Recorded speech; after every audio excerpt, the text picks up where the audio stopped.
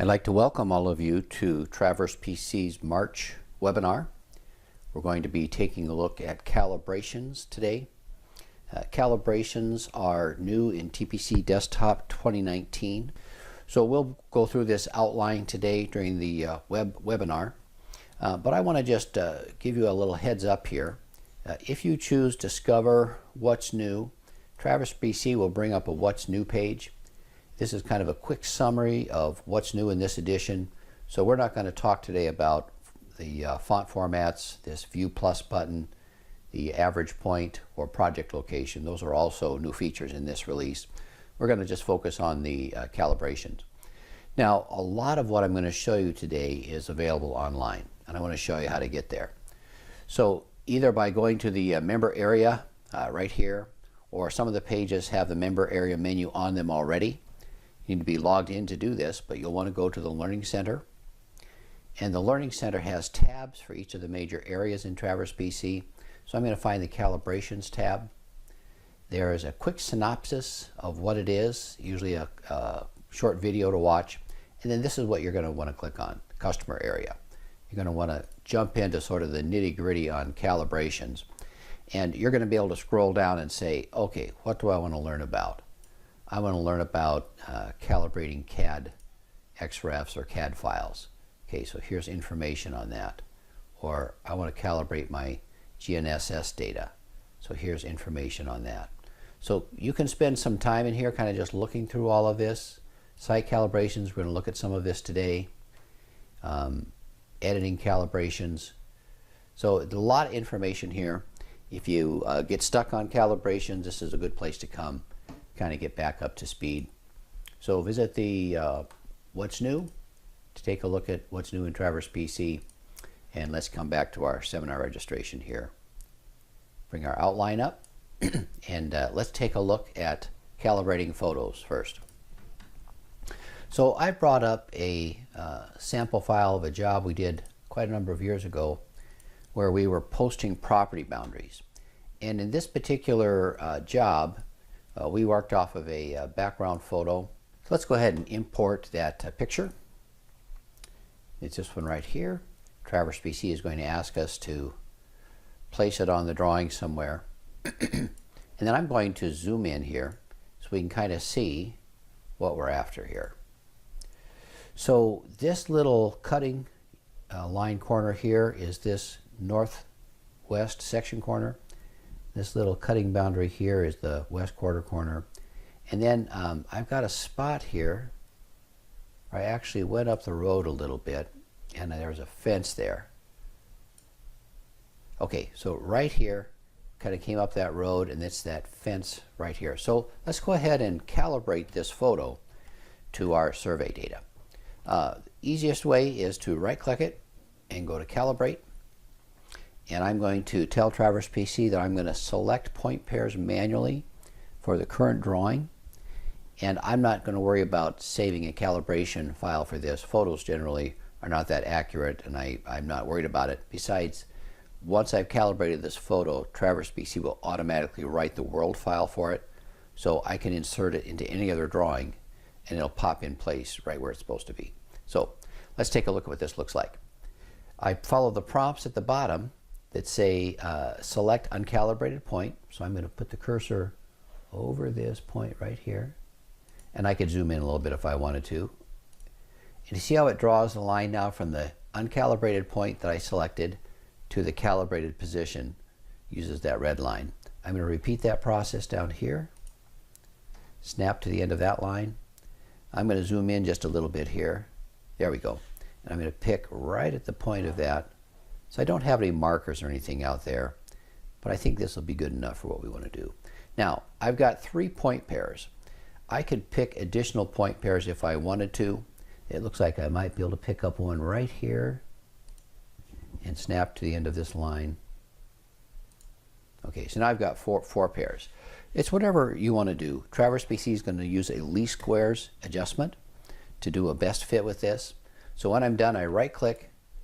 Traverse PC goes ahead and locks this thing in for me.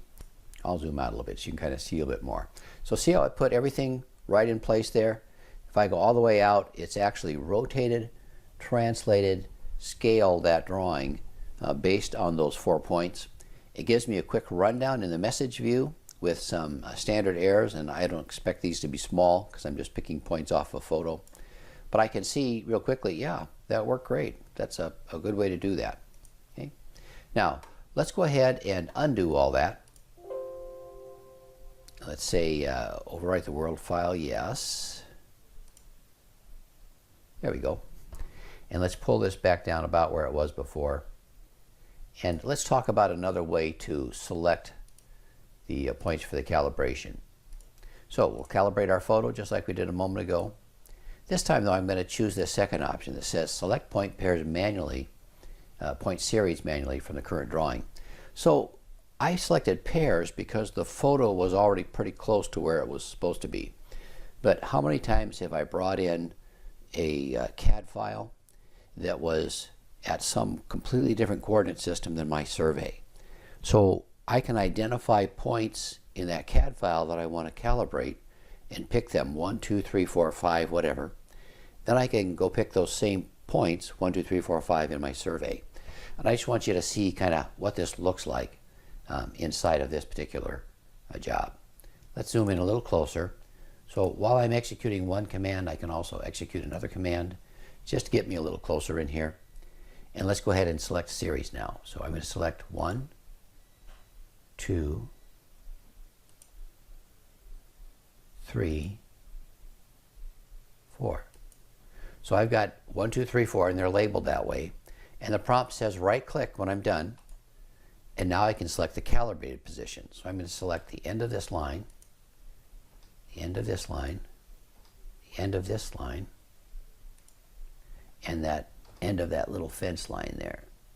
Now, as soon as I've selected the corresponding calibrated positions, or control positions, Traverse PC says, okay, I've got all my point pairs, and it just automatically does the calibration.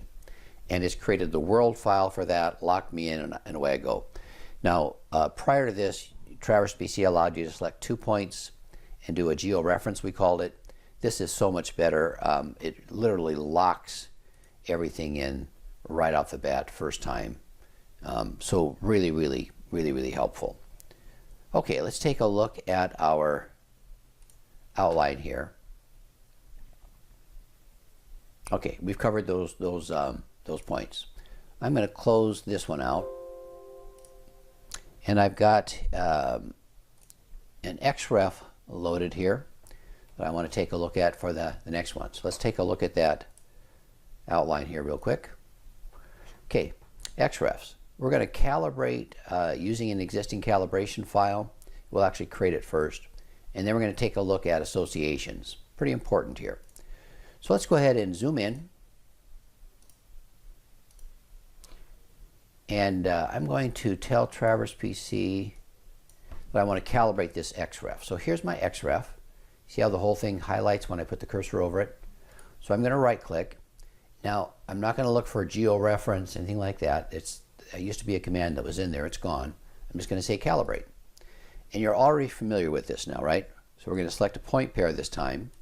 And then we're just going to look for identical features on here. So I'm going to go to the end of this line on the calibration, draw out the point, and I'm going to pick the corresponding end of a survey line. Okay, end of a line, end of a line.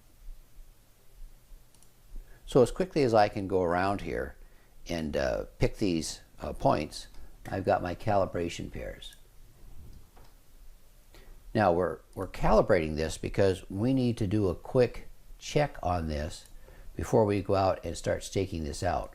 How many times have I gone to stake this out and realized that this line doesn't quite start where the previous line ended, or there's an elevational issue somewhere with a curb, and this is the kind of thing I'm looking for here. So I've selected my 4 pairs. I'm going to right click to tell it I'm done, and Traverse PC does a couple of things. One, it goes ahead and calibrates the XREF for me, and then it tells me what it did. Okay, so here's my calibration for that XREF, and it put in some information for me about this calibration already. One of the things it said, it's from this XREF DWG, and I'm going to tell it it's bringing it into my local coordinate system. Okay, and that's a survey CRS. Now, there's several options you can pick from, or you can type your own, but this is good enough. I'm going to take a look at the points now. Here are the points that I selected, those 4 pairs, 1, 2, 3, 4. Here are the results. So it did a 2D conformal. A conformal transformation says the shapes remain constant. So I've got a single scale for X and Y. I rotate about Z, and I translate X and Y. Here are my parameters, and I look first of all for the scale. I don't expect to see a lot of scale difference. I look at the rotation, not a lot of rotation difference. And then I come down and look at individual points for standard errors. And I can see I'm off a 1/10, 500ths. Okay, I'm pretty close on this. So I'm going to tell Traverse PC, yeah, go ahead and save that. And I want you to see that in the folder where the job is, I'm now storing that calibration file. So here's my XREF all calibrated, and now I can go in and check things out, and I can make sure that it's really doing what I expect it to do. The other thing that I get out of this, and I just love this, is that this calibration that I just created knows that it's associated with this XREF file. So if I right-click this XREF and go to Properties, here's the XREF file. Okay, it's this G70751 XREF DWG. Let's go ahead and open that in the CAD view. So File, Open. Here's our XREF. Let's bring that in, and we'll zoom around this corner just kind of like we did here. So I want to show you why this association is so important. Let's go ahead and open up this calibration in the Calibration Manager. So here it is, and it tells us we've calibrated one object with it, that XREF. I'm going to go into Properties, and I want to look at this reference files. So this calibration knows that it's being used for this particular file. And that's important because I want to continue using it to coordinate between Traverse PC's coordinate system and the coordinate system in that CAD file. And I want to show you what that looks like. So I'm going to come in and draw this long chord here. So I want to go from the end of the arc to the end of the arc. And I'm going to do something between the two files here. I'm going to say send this over to the CAD view. And Traverse PC pops up this message and says a calibration association was found. So it knows that this file is part of this calibration. And do you want to use it? If I say yes, see what happens? Traverse PC took this line that had coordinates based on my survey and reverse calibrated it so that its coordinates matched the drawing. What happened if I didn't have the calibration associated? So I would go to send it, and this time let's choose no. So I'm not going to apply this reverse calibration. I'm just going to send over my survey coordinates. See what happens? So it's kind of a beautiful thing now that I can work really seamlessly between a CAD drawing and my survey, and Traverse PC knows how to forward calibrate and reverse calibrate as I go back and forth. And so I'm going to let the architect work in inches if that's what he does. I'm going to let the project manager work in straight state plane when I started my survey in a low distortion local coordinate system. However I need to manage those, I can do it just from that calibration. And I've had people recently call us and say, hey, can you guys create an Esri shape projection so I can get from this CAD file into my survey? And what a mess that would be. And I know people do that because you have to, but that's just painful. This is so easy. I just pick points, create the calibration, it's associated to this drawing, and now I can work back and forth. So really, really nice feature of that association. Okay, let's come back and take a look at our outline. So we talked about association. Okay, let's take a look at a total station example. Let me open this up.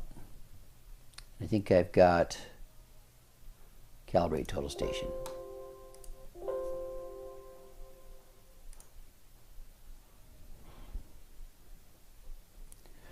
Okay, remember I told you that We're going to use calibrations for lots of different things.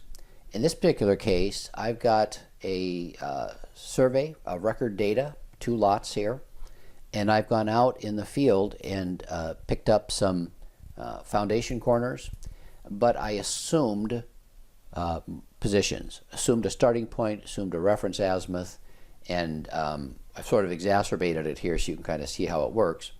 But I need to rock all this on. And prior to having calibrations, I could translate, rotate, scale individually, but I don't have the benefit of a least squares best fit. Okay. The great thing about calibrations is that they do use least squares, and I can use any number of points to create the best fit possible. Let's start through this here real quick. Here's my field data, and I just want to open this traverse up and show you that while I was out picking up points with my assumed locations, I also said, okay, this point 100, I found an iron pin. So I said equals 1. 1 is the record data point. Okay, it's down here in the southwest corner. I did the same for 2, for 8, for 7, and for 2 again down here. And what's going to make beneficial for me here is I'm going to be able to use then these points as my point pairs for my calibration. So let me just walk you through this and you can see how this works. I'm going to right click this traverse and choose calibrate. So just like I calibrated some drawing objects like a photo or an XREF, I can also calibrate survey objects. And Traverse PC says I've got one selected traverse field data in Learn Field Data Enter Drawing. Okay, so that's exactly what I want. I'm going to create a calibration. And I'm going to create a calibration by saying I'm going to select a traverse of uncalibrated points with calibrated points either as side shots, or in this particular case I used an equal sign and I chose this field data traverse. So I'm going to choose OK. Traverse PC is going to come in and it's going to say, okay, it created this calibration for me. This is from assumed location, whether it's an assumed coordinate for a total station or a here position for GPS. And I'm going to just a local site. These are at 0, 0. So I'm going to insert this as my from, insert this as my to, and I can type additional information here if I want. Here are the points that it brought in from that file. So my point 100 was point 1. The descriptions are right here, so I know what I tied. And I've got 5 pairs. Okay. Then I've got all these additional points that were part of that traverse. And then here are the results Traverse PC gave me. It said, okay, I'm going to do a 2D conformal. I'm going to do a single scale factor for X and Y, rotate about the Z, translate X and Y, and then it did a shift. Now it did a shift because it's found elevations in there, but I'm going to say no. I don't want to shift those. I want to leave those elevations at that assumed elevation because my record data is at 0. I didn't put elevations in for that. So now I'm going to get no shift, and look what it tells me. I've got almost no scale, which I expect. I'm tying ground distances with my total station. What I entered for record data was ground distance, so I should get the same distances at least. And this is the rotation that's going to take care of that stuff there for me. And then here's my translation in X and Y, the parameters used to compute that. Everything looks good, so I'm going to save that.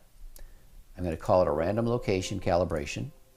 Okay, and now I can simply choose to apply that calibration, and it rocks my points on.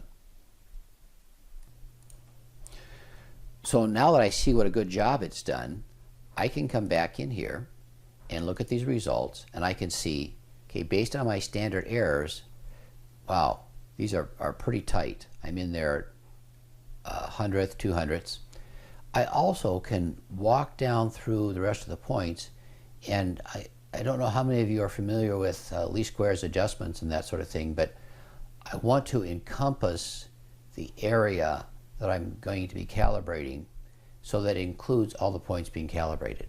If I have points that lie outside this area, I'm going to expect larger standard errors on the adjustment because they weren't in part of this control data. It's just something to kind of learn about these and understand how it works. I also can just quickly undo that if I didn't like it and recalibrate it if I want it back. So that's simple.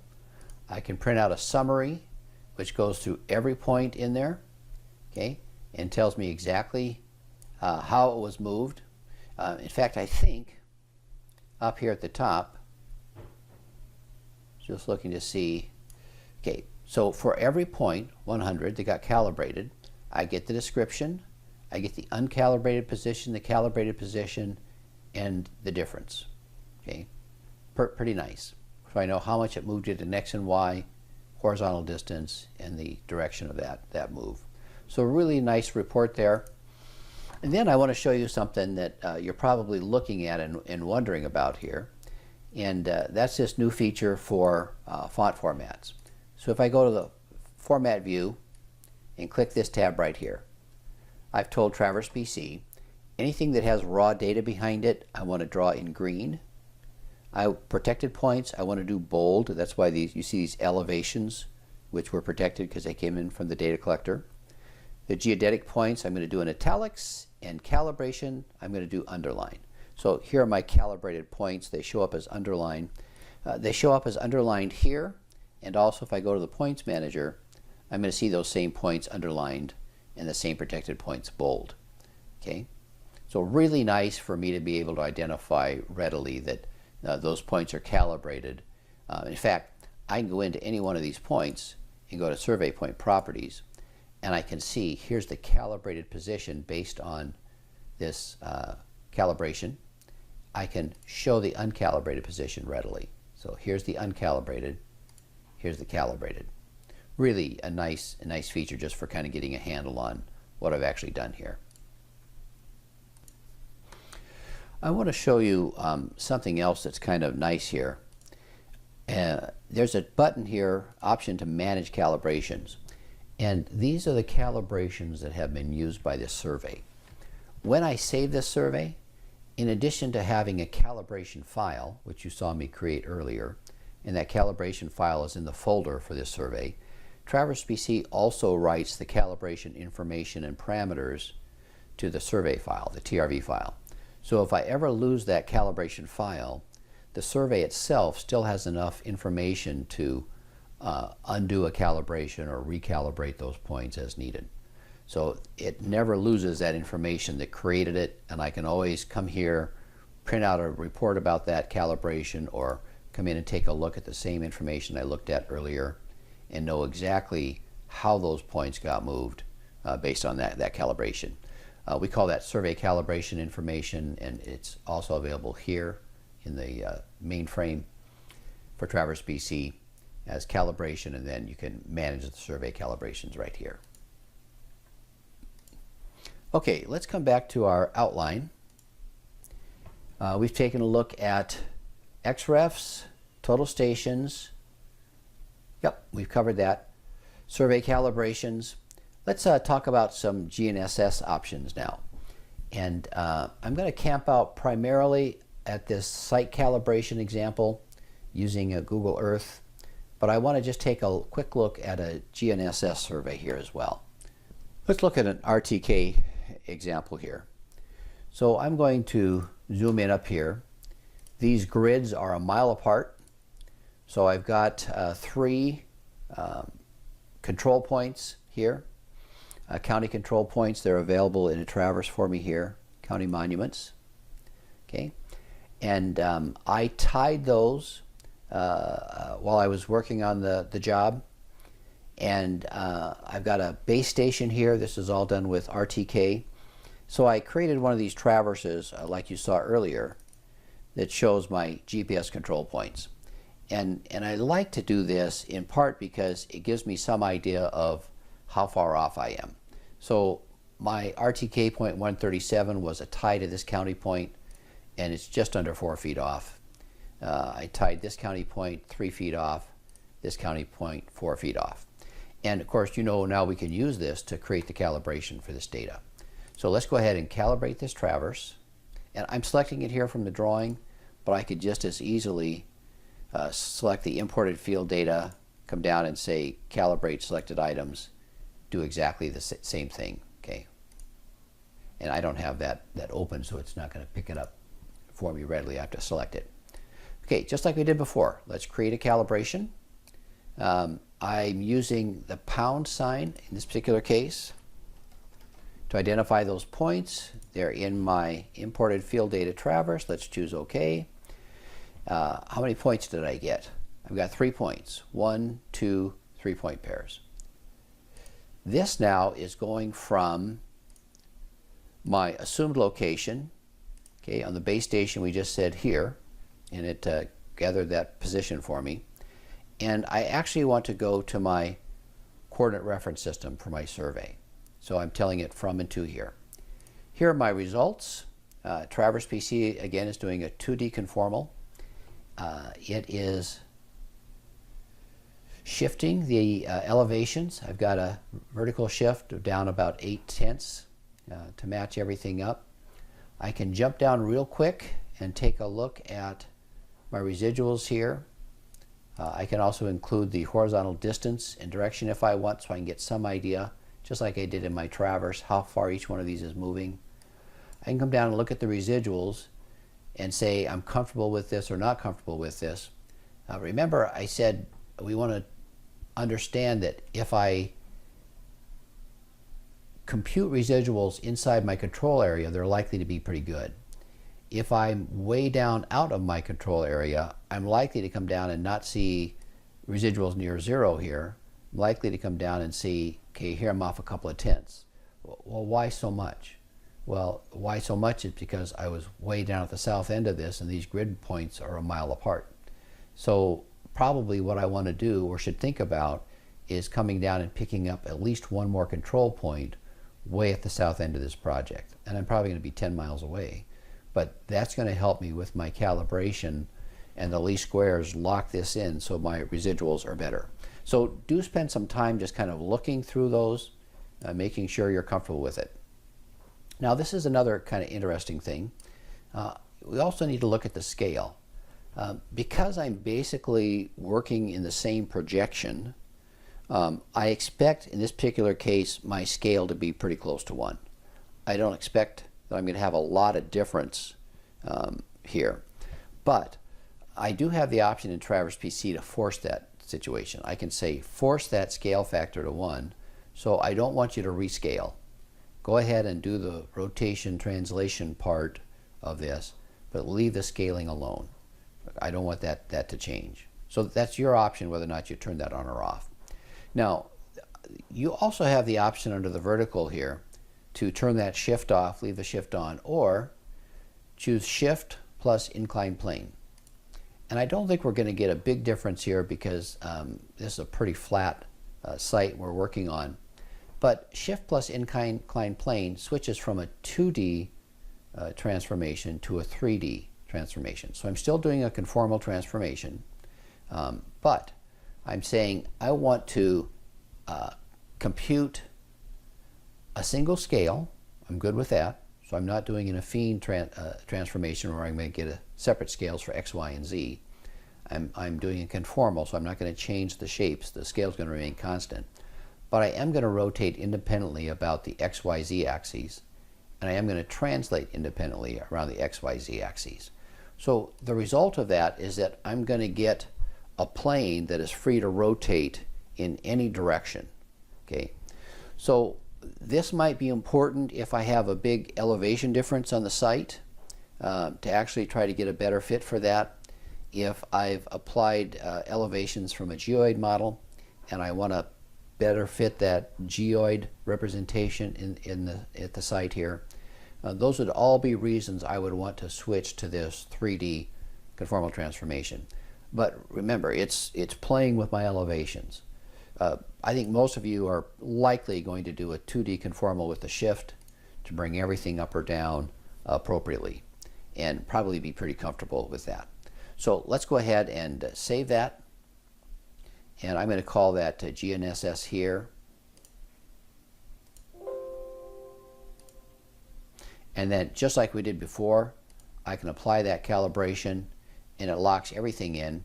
And I left this traverse open so you could see that once I'm calibrated, it's not going to be perfect, but look what I did to my errors. I'm down within 500ths, 500ths, 200ths on those control points. And remember I said we could have picked up more control down here in the south end, probably at least 10 miles down here, and that would have helped me with all these points here that had the higher residuals because they were just so far away from my control points.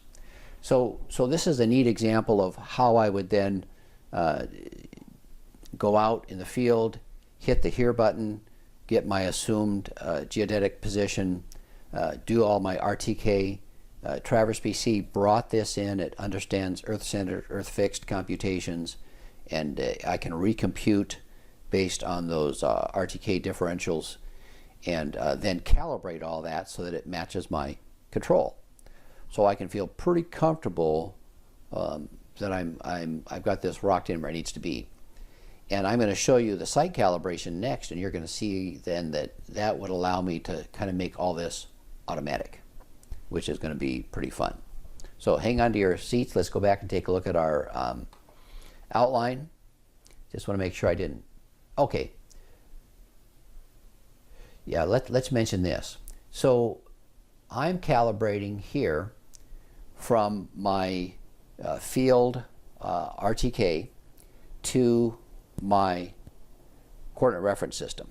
And we don't care if that's established coordinate reference system like NAD 83, Oregon South, or wherever you're at, whether that's a low distortion projection for your county or your city or part of your state, or whether it's a local site. It really doesn't matter what those geodetic RTK positions are going to as far as a coordinate reference system. Calibration works, and it works the same in all those cases. Okay, and then of course you see here we're underlining those coordinates that got calibrated. The latitude and longitude didn't get calibrated, did they? Okay, so they don't get underlined, but the coordinates did. And the coordinates I'm looking at here now are the calibrated coordinates.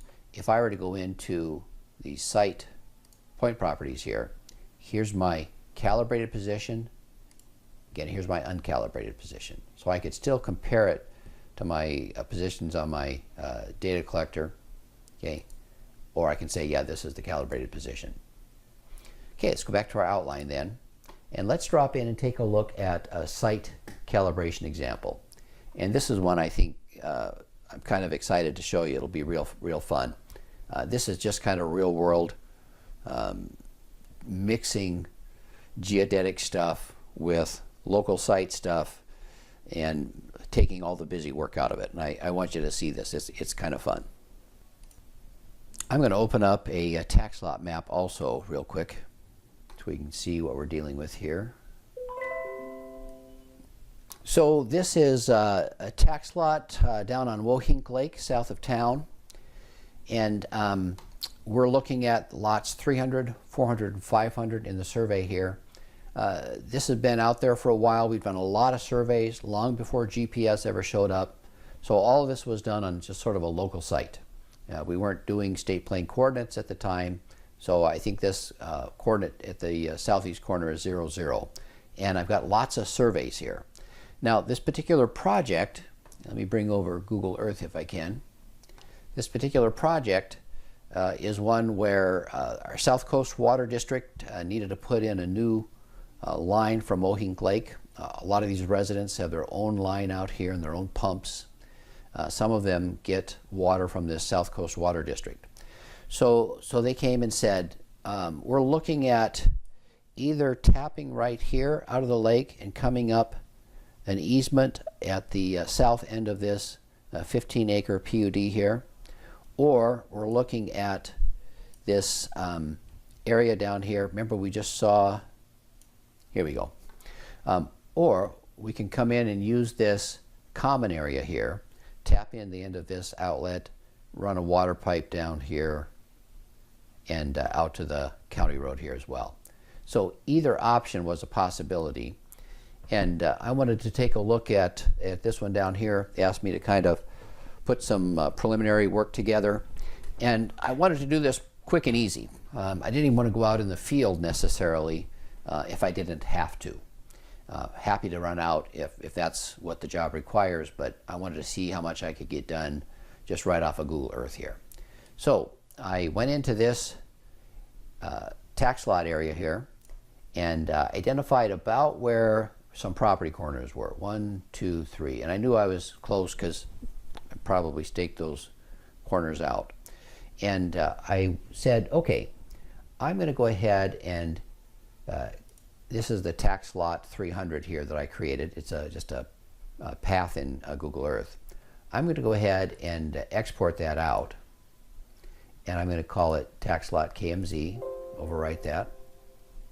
Let's go back into Traverse PC now, and let's tell Traverse PC we want to import that. So we're going to go File, Import. I'm going to select this to KMZ, browse to that file I just did, and I'm going to import that. So Traverse PC just brought that in, and I now have this tack slot in a separate traverse. But watch what happens when I do a zoom extents. See how I've got my local site survey down over here, and I've got this KMZ file up over here. Okay, I need to calibrate this so that it locks in with my local site here. And I'm just going to undo that to get back to where I was. Now, you've seen us do this a number of different times already today. I'm going to open up this traverse as a GPS 2D, and I'm going to draw it as imported points. Set the tag, that's good. Okay, and I'm going to come in and I'll probably turn on bearings here too. I just want to see which direction these are going so that I know which points are which.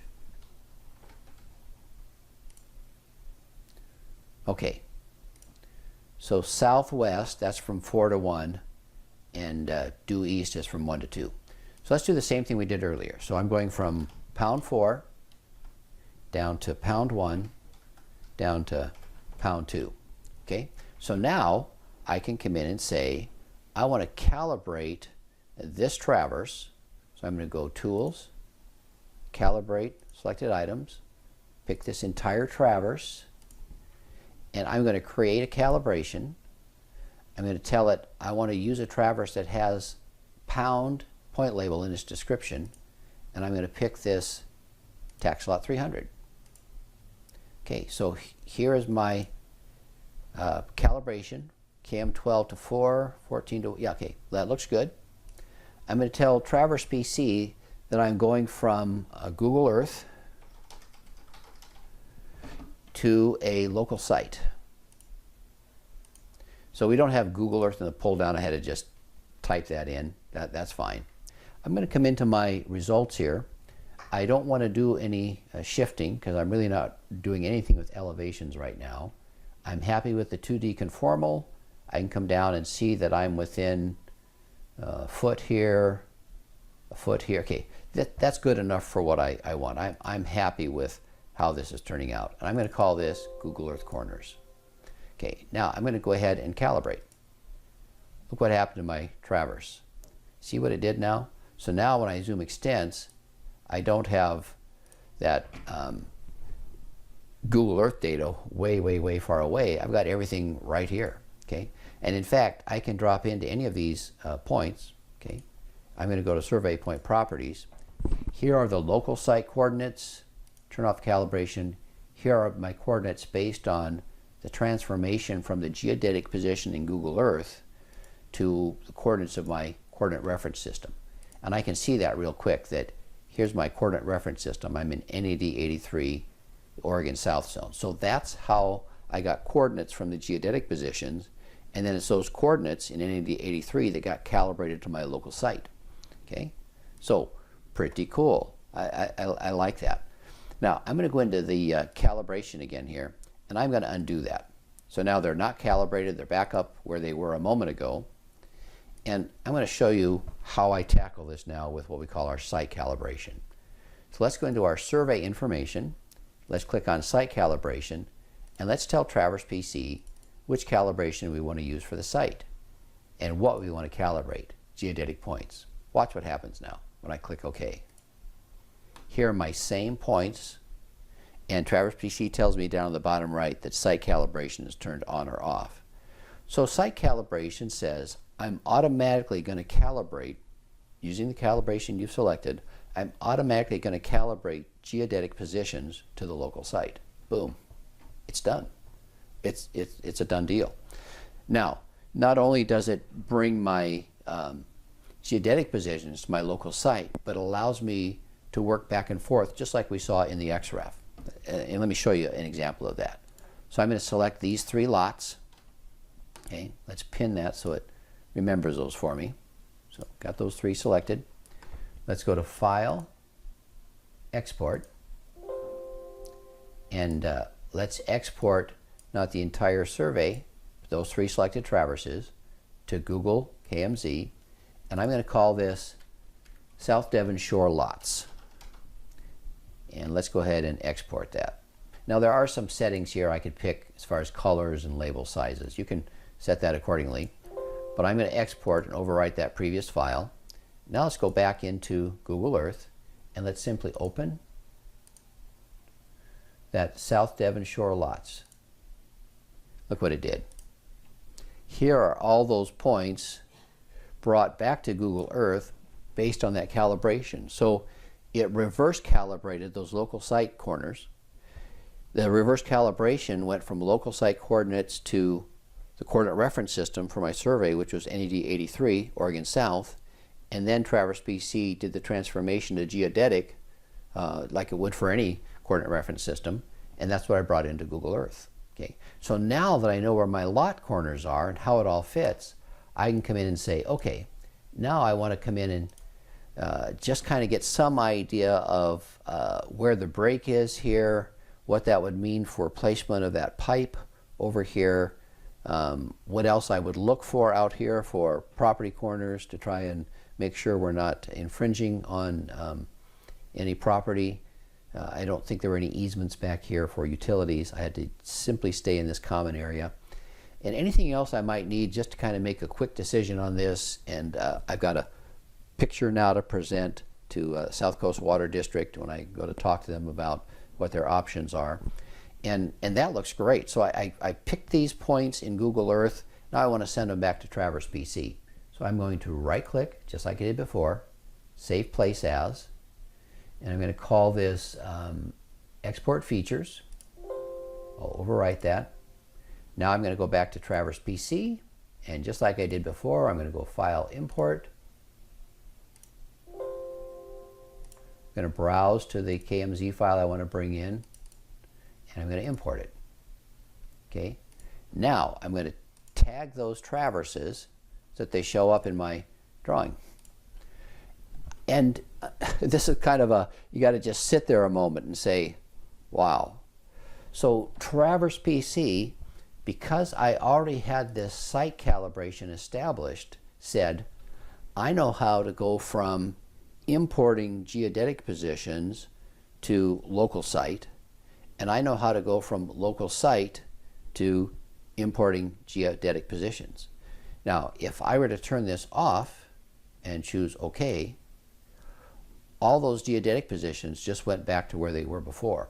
And I've got the situation where I've got my geodetic positions up here based on the coordinate reference system, and I've got my local site down here.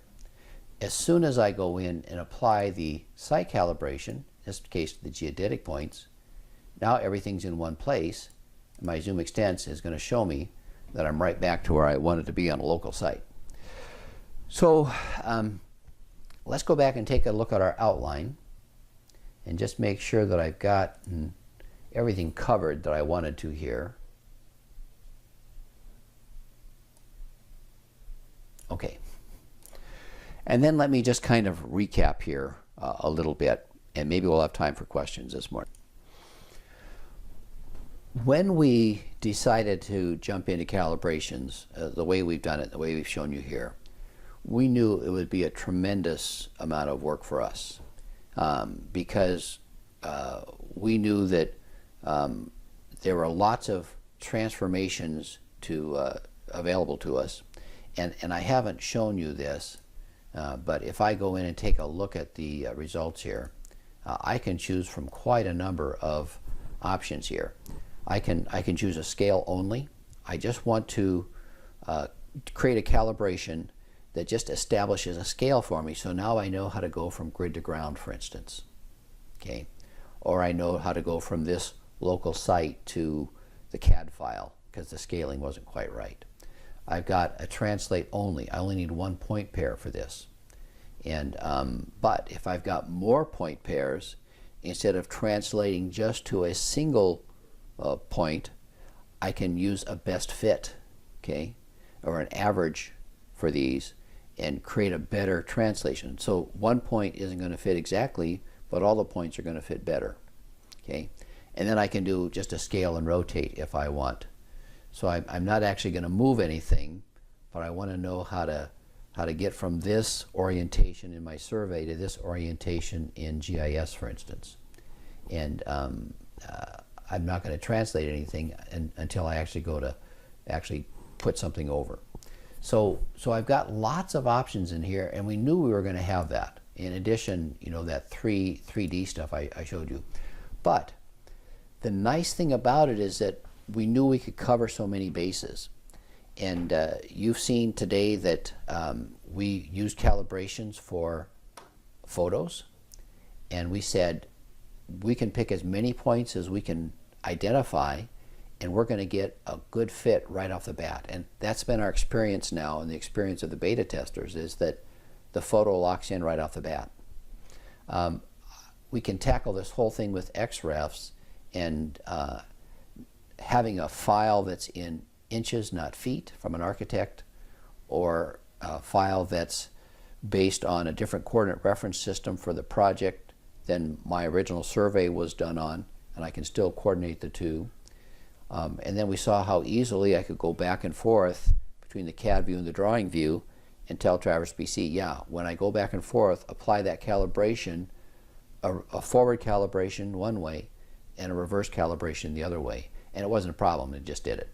And then, of course, the age-old thing of total stations and assumed positions, locations. We just rocked all those points on to our record data, and we're done with it. And then we looked at some GNSS options for base station and RTK, and really that allows me to go out and just start with press the here button and pick up all my data. And when I come in, it's a real simple matter of just identifying which control points I tied, choosing those for my calibration, and it locks everything in.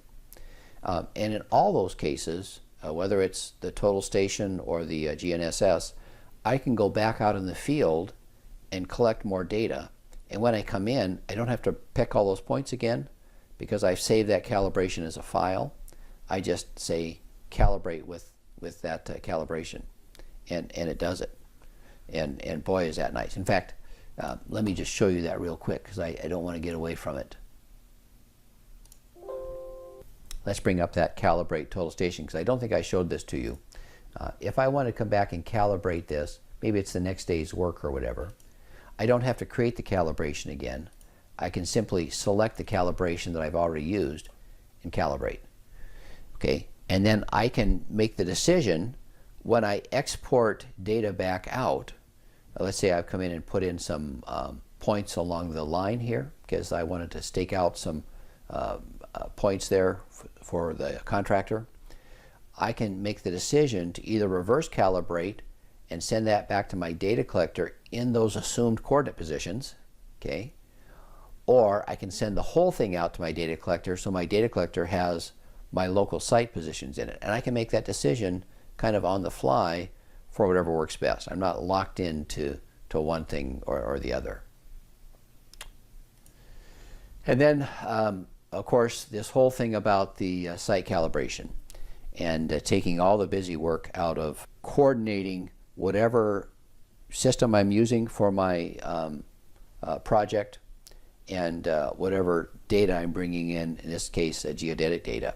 And I don't know if you caught on to that when I was working with this site calibration example, that I basically have work that I've done in this local site, which is 0, 0, because that's the coordinates of this.